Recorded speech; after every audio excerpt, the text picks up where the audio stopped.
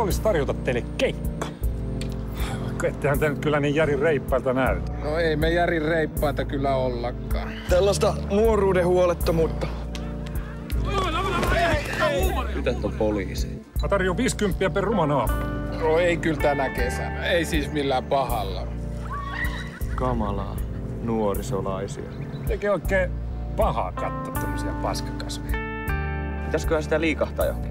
Jos lähtis vaikka raitiovaunu ajeluun. Mä en oo poistunut tästä kylästä varmaan viikon. Ei. Ollaan nyt kerrankin rohkeita ja ennakkoluulottomia. Joo. Lähdetään kaupungille hoitamaan asioita. Tästä hetkestä eteenpäin tää on hyvä päivä. Mä olen päättänyt niin. Tää on aivan liian suuri kasa mulle. Mitä jos mä organiseeraan sulle uudet kengät?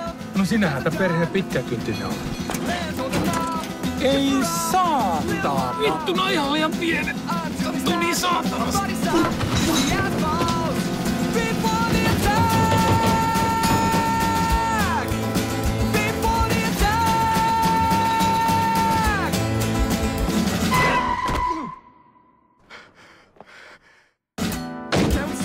Kaiken pitää olla koko ajan niin perkeleen vastana. No niin, sitähän minäkin tässä juuri ihmettelin.